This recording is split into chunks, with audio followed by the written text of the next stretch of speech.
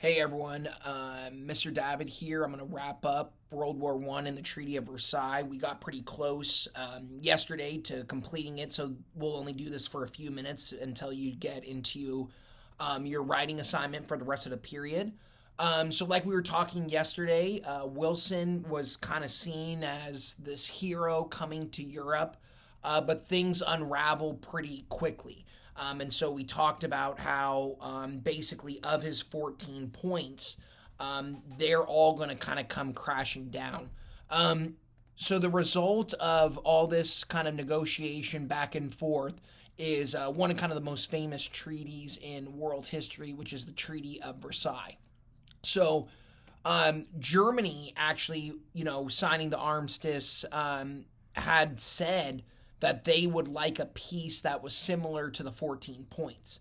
Again, the 14 points wasn't necessarily super harsh on Germany. It was kind of, a reassessment all the way across with a lot of different countries. But the reality is that's not going to happen. And really, Britain and France, especially, are interested in fully punishing Germany. So when we finally have this completed treaty, there is no German representation at Versailles. And in addition, all the blame is placed on Germany. So that's really what kind of takes place. And Germany was pretty surprised, but it was pretty clear, especially with Britain and France, they had no interest in helping out. Most of the 14 points, other than four, are going to be gone and not going to come together. But Wilson had somewhat accepted that. And the reason being is because what ended up being kind of his most important point for him, the League of Nations, was included in the Treaty of Versailles. So even though Wilson, wasn't thrilled, the fact that the League of Nations is still going to be around is going to be really a big kind of moment for, for him and, hopefully getting the United States as a part of that. So Wilson definitely semi-defeated. Like I said at class, a lot of people criticize the fact that he went to Europe instead of staying at home and dealing with other issues. But now he's going to come back to the United States, and his goal becomes for the Senate to officially ratify the League of Nations and for the United States to be a part of it. And sometimes people ask, hey, if the Treaty of Versailles was so harsh, why did Germany sign it? And the reality was, well, if they didn't, then fighting would have continued, and they really didn't kind of have a choice. They were in no business to be fighting anymore. This is a political cartoon showing this kind of strangle on Germany as they are forced to accept these very tough peace terms at Versailles. And then here's a map of Europe, and this is really, really valuable because you can see just how different Europe looks from 1914, which is what you see on the left, and then to 1919 after the Treaty of Versailles. And you see Germany is much smaller than it was. Austria-Hungary will no longer exist, and instead it'll be smaller countries of Austria, Hungary, Czechoslovakia. Poland becomes a separate country. Poland had been off the map for quite some time, so Poland comes back. But this is going to have huge implications for later on. So Wilson's going to come back to the United States, and his goal becomes to, again, get this League of Nations ratified. So as I mentioned, the big opponent of Wilson's is Henry Cabot Lodge, and he's going to really be stirring up a lot of Republican oppositions to the League of Nations and saying, hey, look, we can't get ourselves into an alliance, like this. And so he's going to do a pretty good job of doing that. What Lodge decides to do is basically try to stall voting from occurring And so that's kind of the way he's going to try to get things together. And his hope was that, public opinion would decrease towards, becoming part of this already to begin with. And so then, it would kind of make sure that this thing didn't get passed. Wilson wasn't going to let go that easy. And so what Wilson decides to do is go across the country in a speech making tour. And the idea was basically to appeal directly to the people. And if you recall, this is something that Wilson had done early on in the presidency, getting those progressive reforms done. He spoke in front of Congress himself. He had gotten kind of the trust of the people on various different things. And so he decides this is what he's going to do. He did have some health issues before this point. And so actually doctors and others had told him, hey, you really shouldn't do this. This is going to have a really tough kind of effect on your health. But he decides that he, wants to do it anyway. He goes to the Midwest, not a whole lot of, great reception there.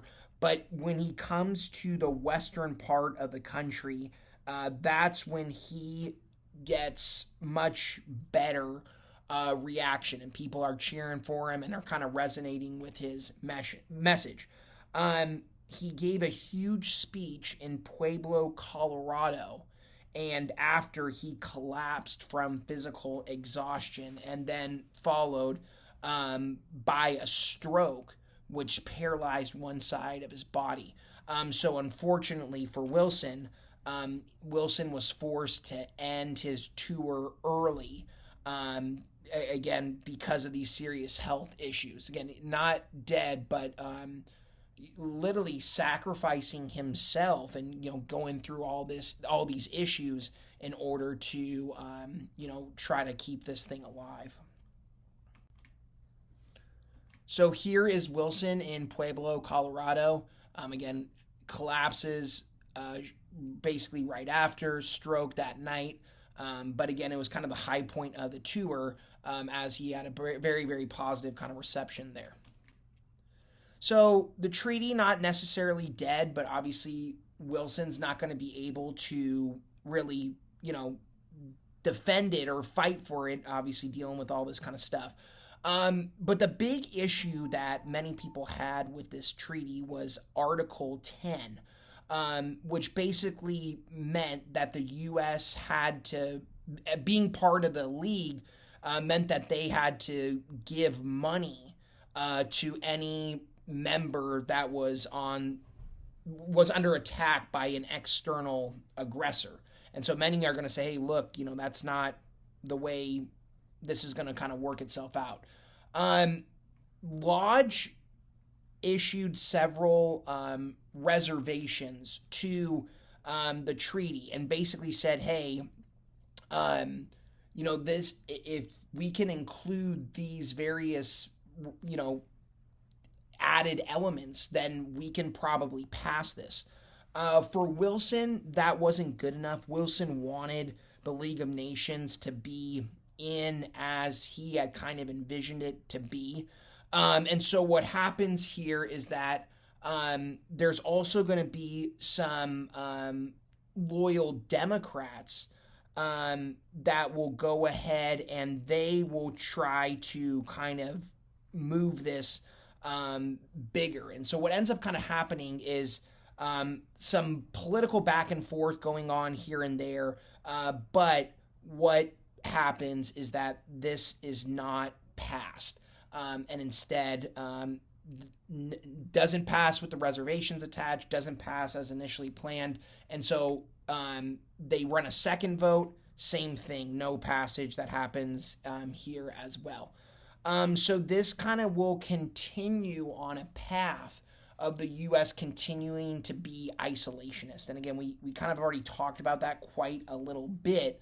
But World War I seemed like maybe that was going to change. And certainly Wilson, by proposing this League of Nations, thought so as well. But it's just not going to happen.